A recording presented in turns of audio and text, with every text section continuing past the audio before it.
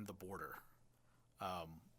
What was the goal? I think the goal was to bring more attention and focus and people, literally, to the border to see it for themselves. The border's been characterized in any number of ways, mostly negative, as a source of anxiety, of fear. Some presidential candidates have called it the point at which Mexican rapists cross into the United States. To actually come and be in El Paso, and in this 10K race that started in downtown El Paso, ran through our community, crossed one of the international bridges into Ciudad Juarez, Mexico, and went through that community, and then finished on the international line, was to see the world's largest functioning binational community, 3 million people living, for the most part, in harmony, economically, familially, culturally, historically interconnected, unlike any two people anywhere else.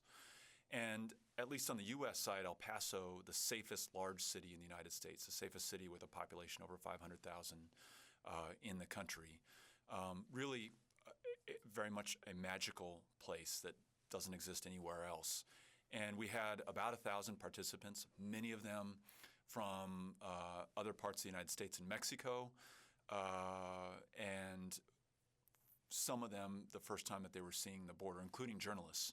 So our desire was for the story of the border to be told accurately based on someone's physical presence there, seeing it for themselves. And I think when the story is told that way, it's largely positive and a reflection of what I see every day in that community.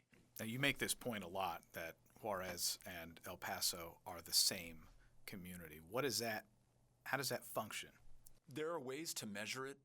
About $90 billion in U.S.-Mexico trade flows through the ports of entry that join our two communities in our two countries.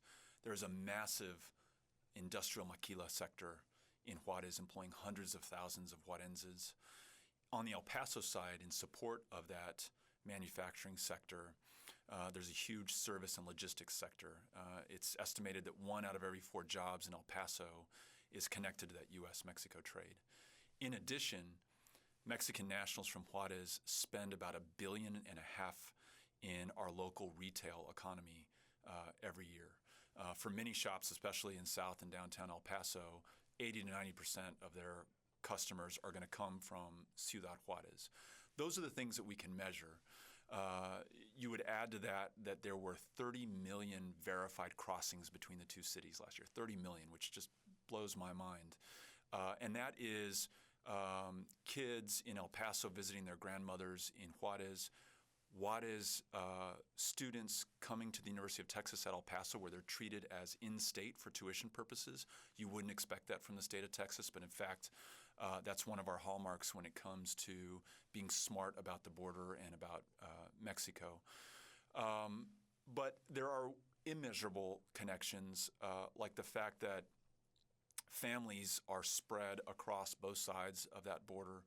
We share a very common culture and history that is neither purely American nor purely Mexican. It's something very unique that has developed there.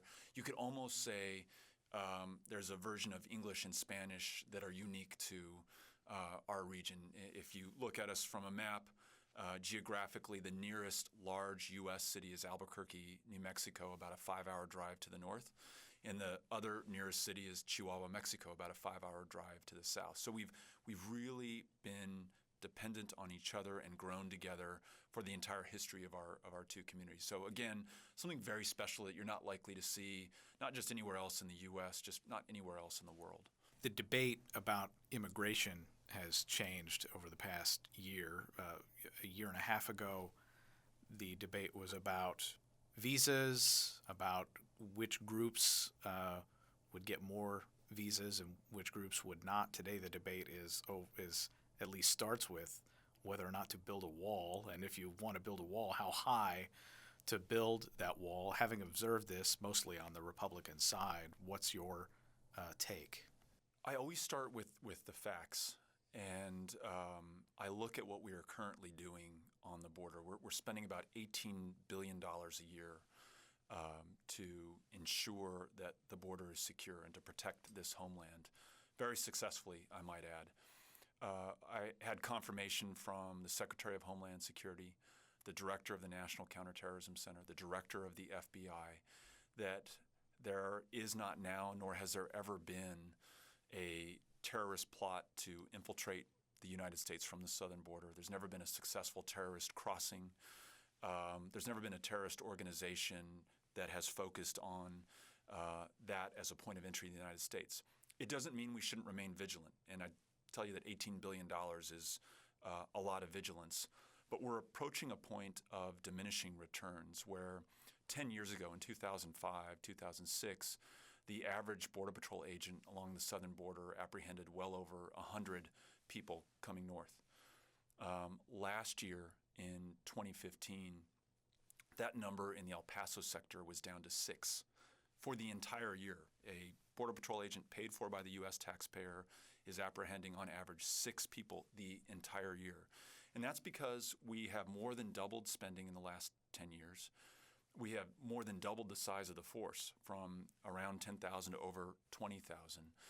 And the danger beyond the cost to the taxpayer and other priorities within the federal budget and growing the size of the deficit and the debt is that we may be taking our eye off the ball where it comes to threats that we know exist today, our international airports, our northern border with Canada, which has been exploited in the past, homegrown terrorists who are radicalized by the internet or other media from terrorists abroad.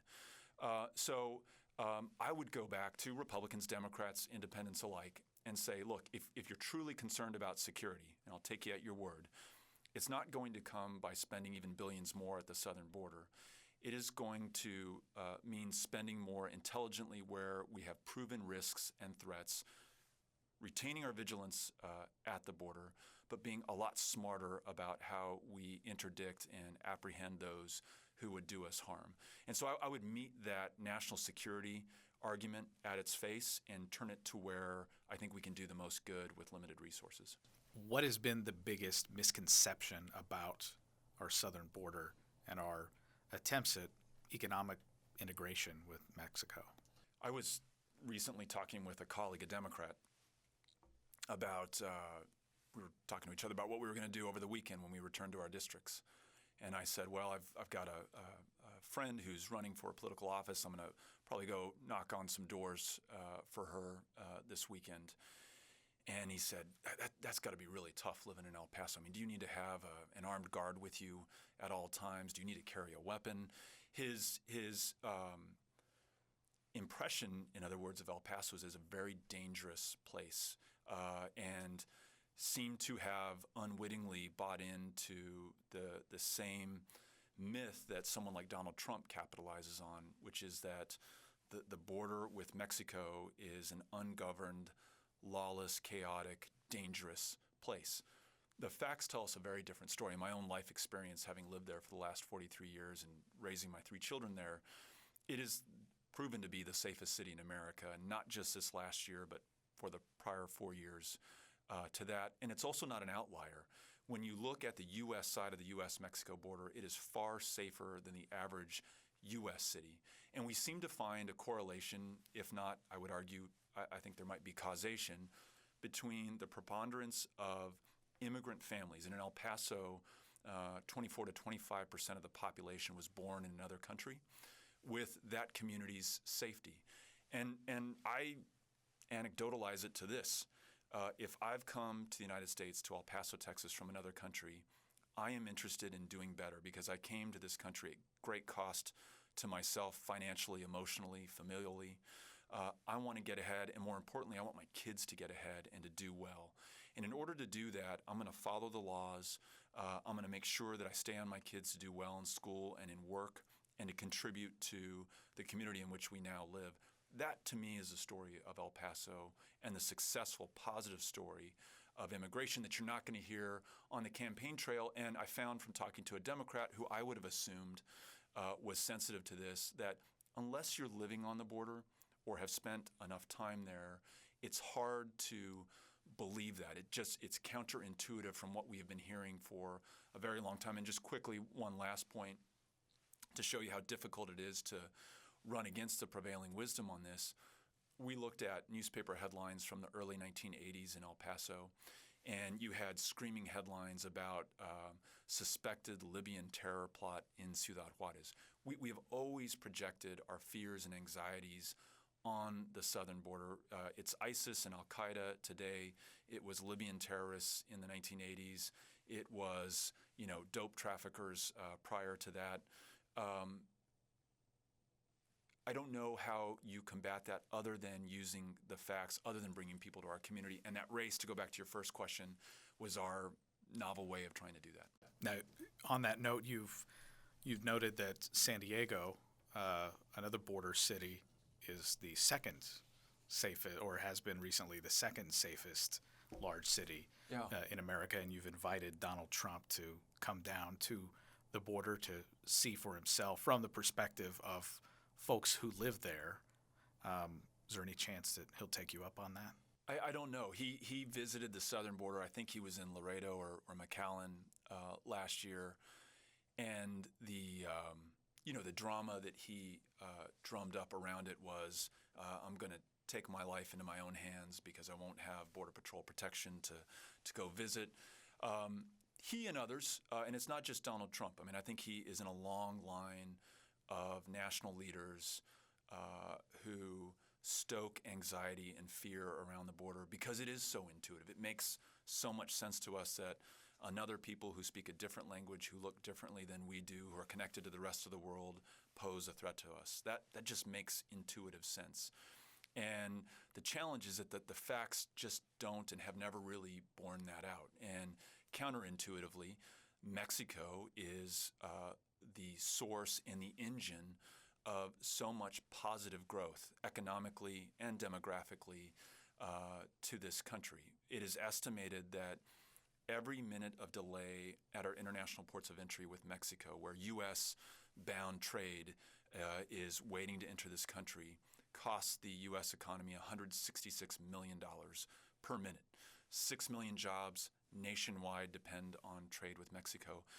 Mexico, unlike almost any other trading partner, has tremendous U.S. value in what it exports to our country. So when we export to Mexico, we obviously win. When we import from Mexico, up to 40% of the content of Mexican imports originated here. So I get to tell my colleagues from Michigan, the factory floor jobs that you represent in Detroit are dependent on a healthy, functioning border in El Paso, Texas. So if you simply assume that Mexico is a threat and wall it off and get to 100% security, you will, by definition, stop or severely undermine trade, which will affect jobs in unemployment rates and economic growth in your community. So making that connection that the border is important, not just for those of us who live in El Paso, but for those who live in Detroit or Nashville or Atlanta or anywhere else around the country. That's a office-by-office conversation that we're having to have, and it's going to take some time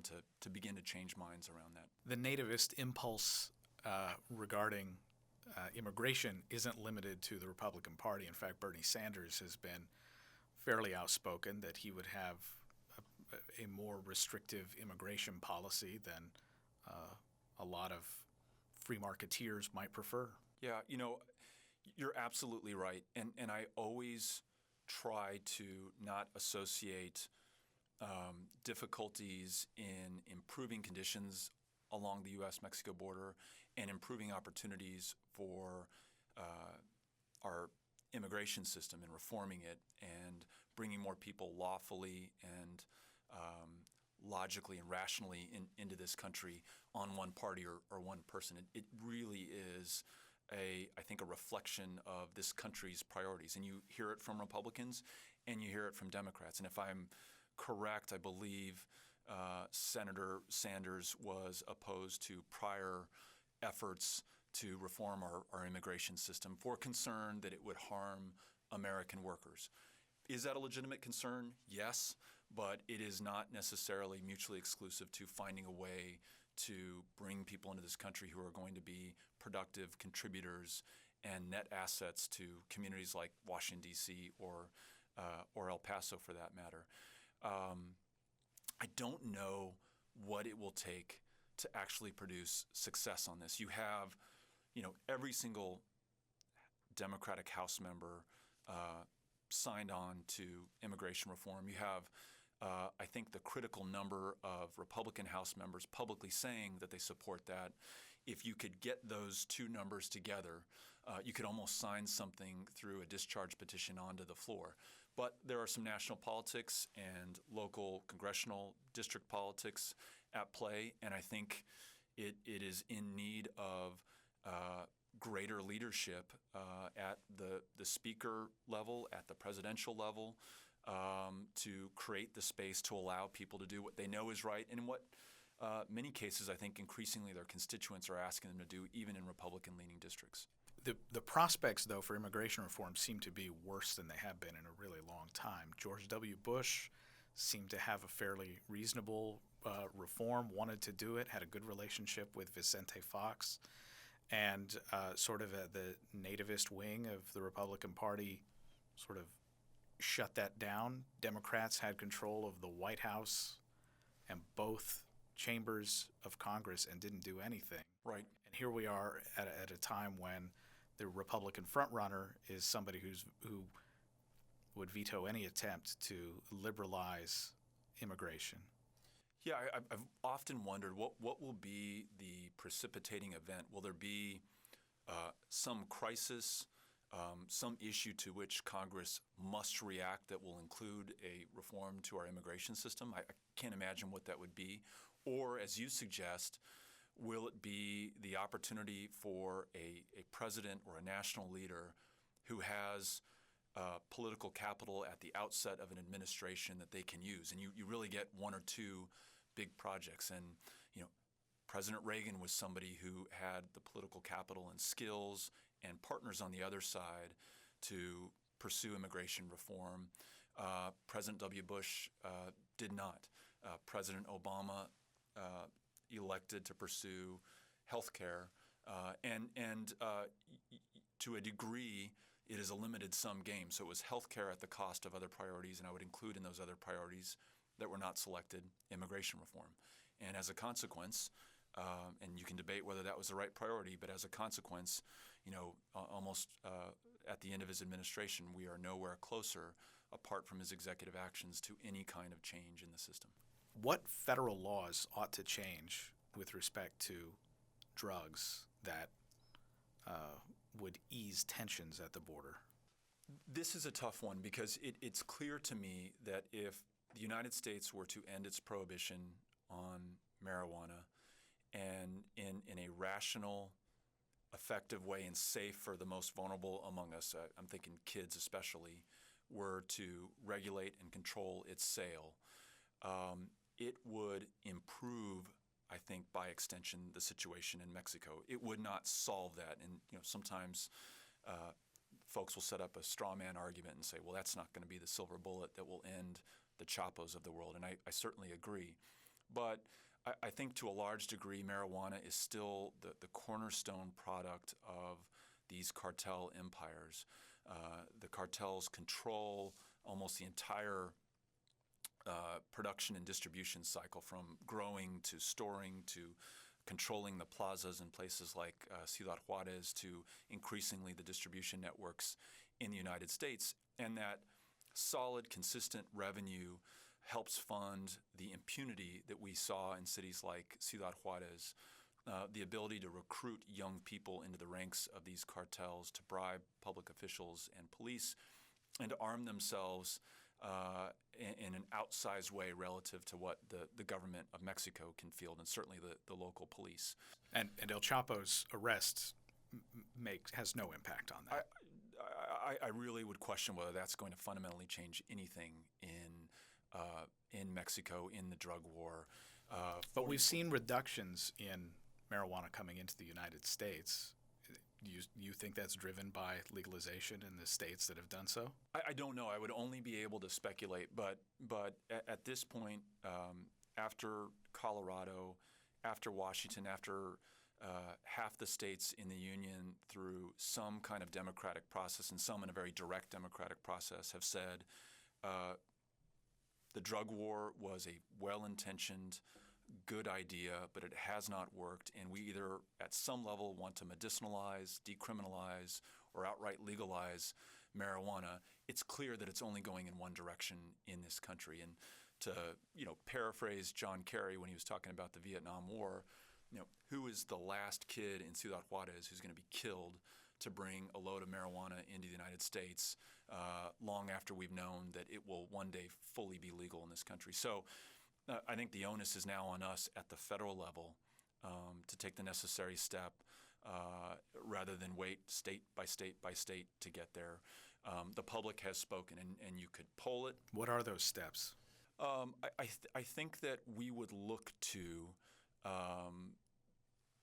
what happened after we ended the prohibition of alcohol and what the regime needs to be to effectively regulate and control the sale of marijuana, which I would argue we could do a much better job than we're doing today of keeping it out of the hands of kids in schoolyards, where we know today drug dealers don't ask for ID and the most vulnerable are not protected, and ensure that the rule of law is honored in the United States, that what is being sold here and the wealth that's being created around it is taxed, and that there is the appropriate level of public health spending and focus to build upon successes that we've had around tobacco, where in the same 40 years that we've seen just about zero change in teenage use of marijuana. The only change has been that marijuana has become more potent, and there are more kids selling it, and more of them are packing heat in the process of doing so. In those same 40 years, we've seen precipitous declines in the use of tobacco amongst kids and teenagers. So there are some lessons to be learned from other highly regulated and controlled drugs and substances like tobacco. Is changing the Controlled Substances Act part of that? I think so, yeah. Changing the scheduling, changing the Controlled Substances Act, making common sense changes in our banking system to allow those enterprises that today are already legal under state laws to participate in the national banking system. Yeah, the New York Times recently had a story about people who run dispensaries in Colorado. They have to hire armed guards, and they're often carrying hundreds of thousands of dollars in cash, and they're not bankable. They cannot get a bank account if that bank's chartered in multiple states. It's ridiculous. And I also, I'm not an attorney, but from my limited understanding of how this works, today there's an exercise in prosecutorial discretion from this administration about how federal marijuana laws are administered or enforced in communities in states like Colorado. So should Congress So I don't know what a next president would do. Would a next president try to enforce that? And I think to rid ourselves of that concern, we need to take a federal step, which I think ultimately is to end prohibition and do it again in, I think, the most thoughtful, effective, rational way possible, but nonetheless to do it. I think we could also talk about this when it comes to immigration. When the federal government does not act on a pressing national priority, states and local governments act. They're doing it on immigration. They're doing it when it comes to marijuana law. That should be a clear indication to us that we're not doing our job. And there could be some real serious consequences to that, where you have state and federal laws on a collision course. I'd much rather resolve that legislatively than constitutionally at the Supreme Court or through some other conflict. So that's my hope, and I would love to be part of a bipartisan coalition that would work to get that done.